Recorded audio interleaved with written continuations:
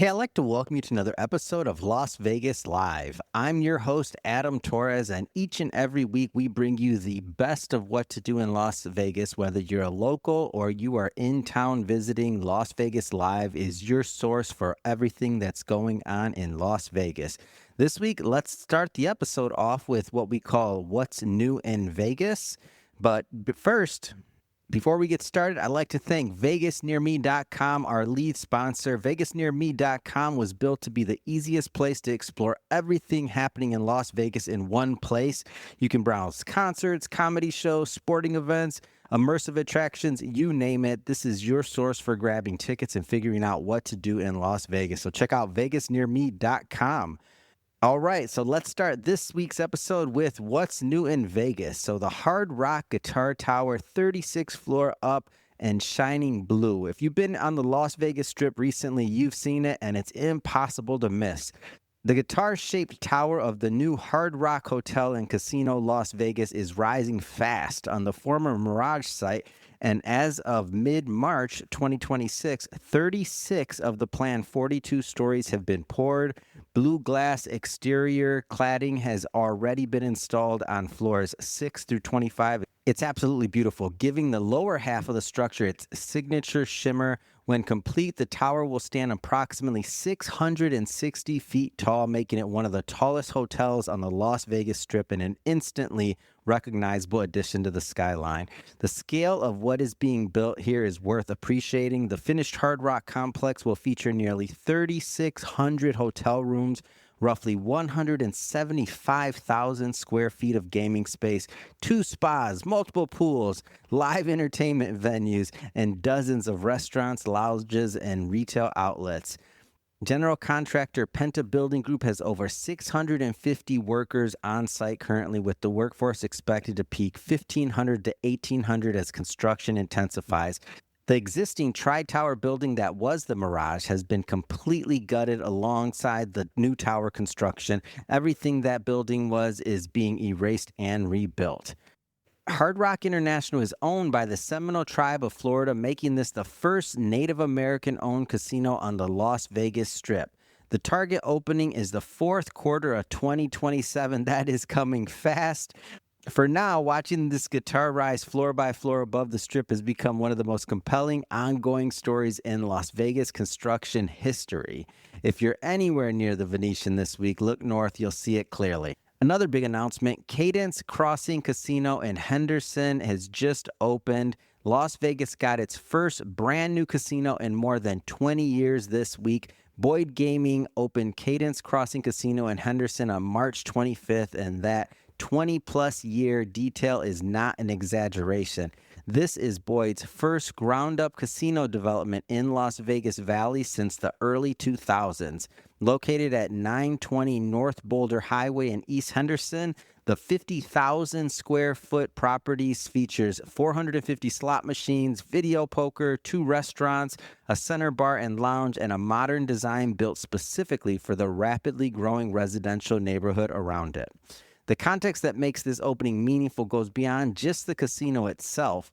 Cadence Crossing sits inside the Cadence Master Plan community, one of the fastest growing residential developments in the country. The neighborhood sold over 1,200 new homes in 2025 alone, ranking 3rd nationally among Master Plan communities.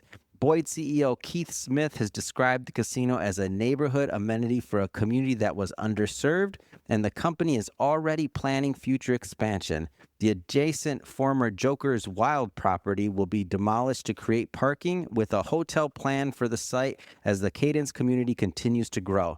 A new casino opening in Las Vegas Valley is genuinely big news, and this one has the residential tailwind to be around for a really long time. Okay, let's get into this week's top 10 things to do in Las Vegas.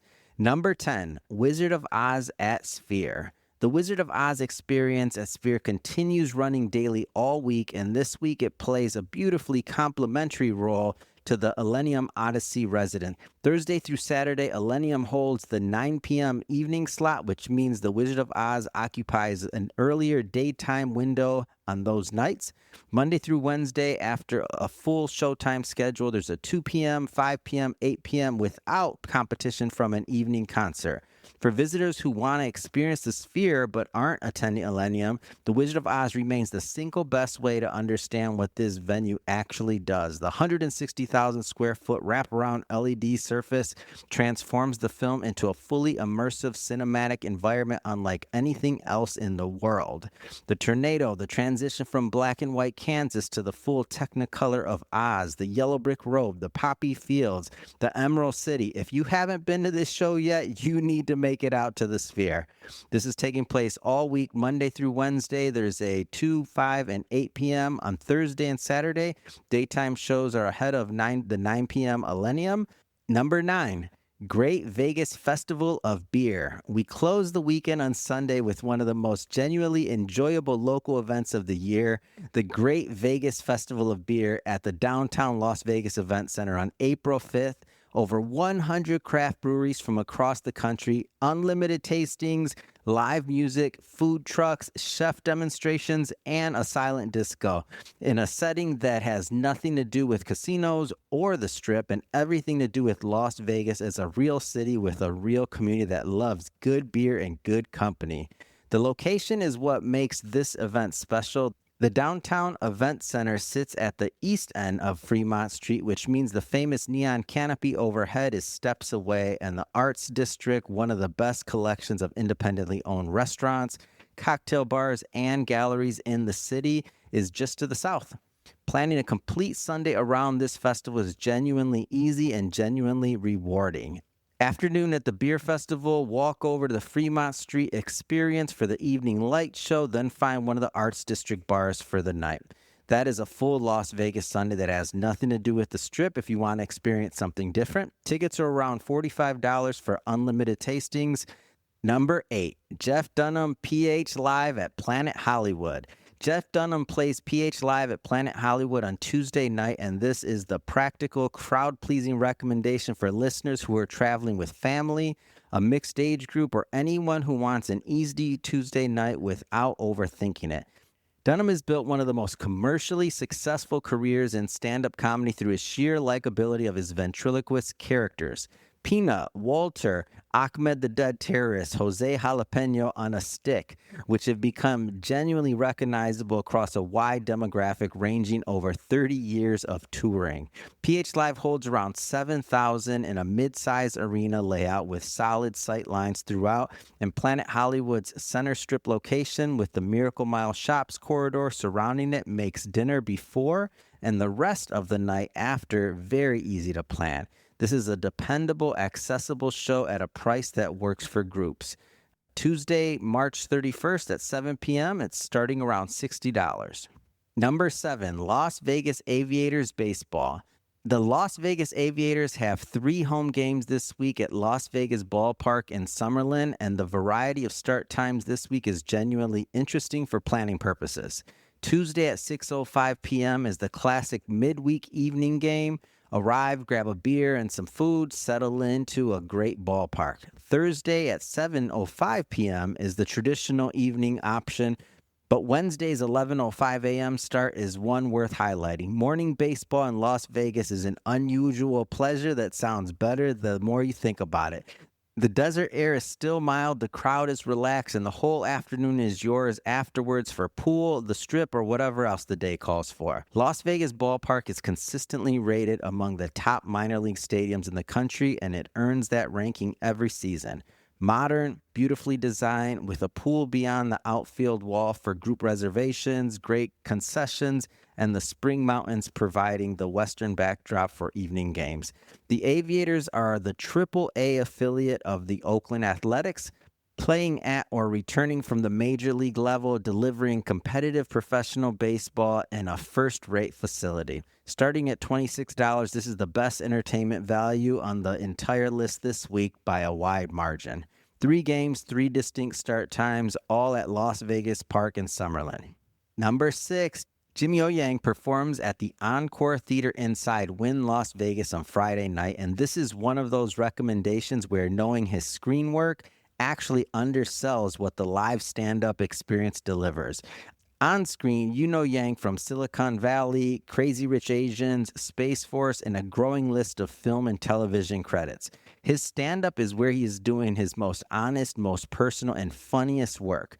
Drawn from growing up between Hong Kong and Los Angeles, navigating an industry that wasn't designed with him in mind, and processing the genuinely strange trajectory his career has taken in real time. He is consistently funnier live than his screen work suggests, and audiences who show up because they recognize him from Crazy Rich Asians tend to leave as genuine stand-up fans.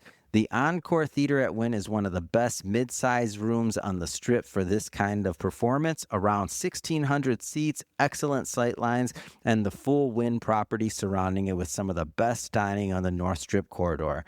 One night only, Friday, April 3rd, 8 p.m. from around $75, and you can go on vegasnearme.com. Number 5, Area 15, Meow Wolf's Omega Mart and Immersive Entertainment District. If you have never been to Area 15 and you are visiting Las Vegas, this week is a good time to go. And if you have been, there is almost always something new happening. Area 15 is an entertainment and arts complex unlike anything else in Las Vegas. A purpose-built district dedicated entirely to immersive experiences, experimental art, interactive installations, and the kind of creative entertainment that has no equivalent on the Strip. The anchor is Omega Mart by Meow Wolf, a Santa Fe-based art collective that has become one of the most talked about immersive experiences in the country. Omega Mart starts as a fully stocked, functioning supermarket with familiar products, brand logos, and grocery store aesthetics, and then reveals itself as an enormous labyrinth of surreal rooms, hidden passages, narrative threads, and immersive environments that can take well over an hour to fully explore. It is genuinely difficult to describe to someone who hasn't been. The best analogy is an art installation that functions as a mystery you can walk through. Children are wide-eyed, adults are completely absorbed, and groups routinely compare what they each discovered on the way out.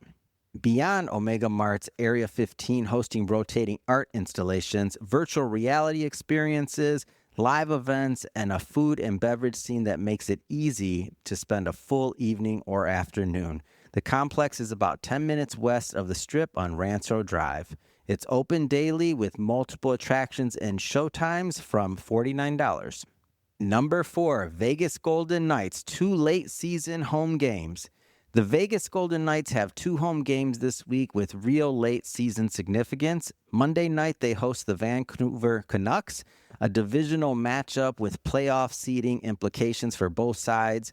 Thursday, they're back home against the Calgary Flames with the regular season approaching its final stretch. Every home game at T-Mobile Arena right now carries the kind of urgency that elevates the atmosphere inside the building. The crowd knows what's at stake. The energy reflects it. Worth saying, every week the Knights appear on this list. A Golden Knights home game is one of the best live sports experiences in Las Vegas, and game night production makes it genuinely extraordinary for first-time attendees. The pregame light show, the night ceremony on the ice, the pyrotechnics, and a crowd that has been loud and sold out since the organization's founding since 2017. It all comes together into something that consistently surprises visitors who show up without knowing what to expect. Times for the games: Monday, March 30th versus Vancouver Canucks at 7 p.m. and Thursday, April 2nd versus the Calgary Flames at 7 p.m. Number 3, College Basketball Crown Quarterfinals. The College Basketball Crown brings its quarterfinal rounds to MGM Grand Garden Arena on Wednesday and Thursday, and this is a legitimately appealing live sports event at one of the great arenas on the Las Vegas Strip. 2 doubleheaders across 2 evenings give fans 4 games of competitive postseason college basketball. The Crown is the NIT equivalent tournament that captures programs that narrowly miss the NCAA field but are still playing high-quality basketball with something real at stake. These are not exhibition games. Teams are competing for a national title. MGM Grand Garden Arena has hosted some of the most iconic sports and entertainment events in the history of the Strip, and it handles college basketball with full production quality and excellent sight lines throughout its 17,000 seats.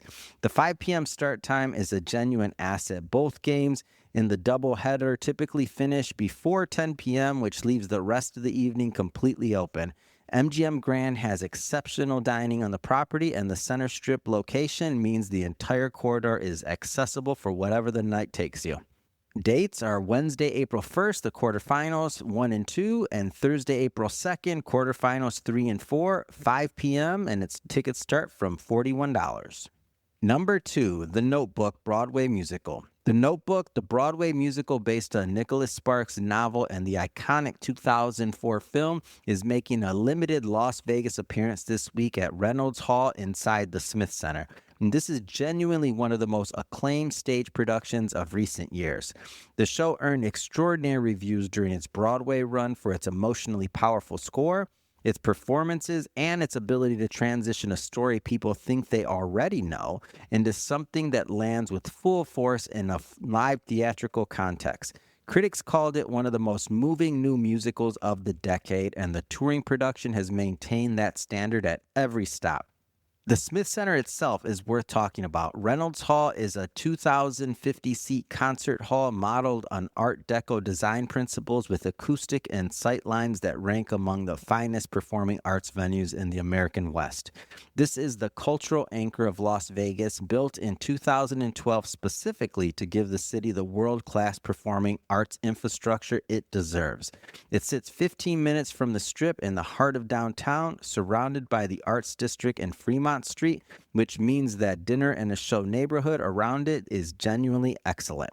6 nights of performances with both evening and matinee options starting at $60, significantly more accessible than most headline Strip entertainment this week.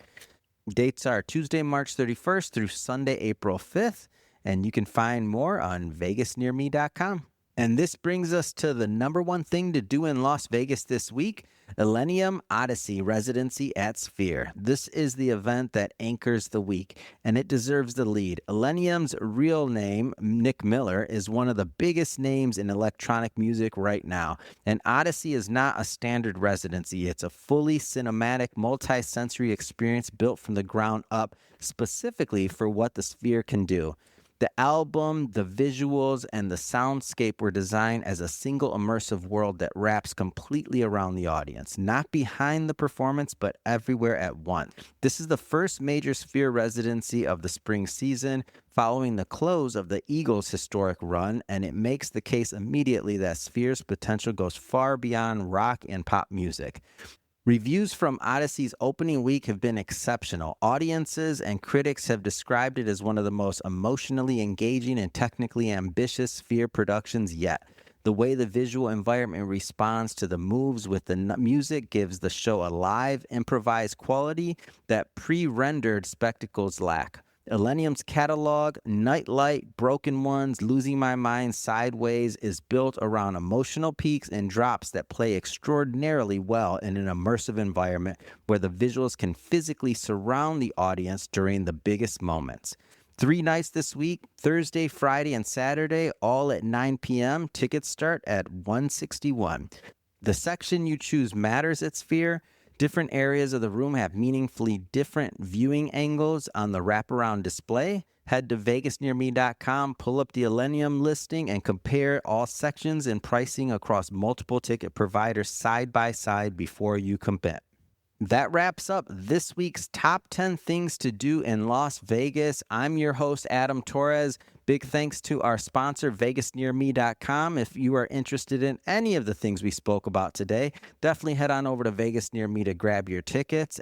Join me next week for the next top 10 things to do in Las Vegas.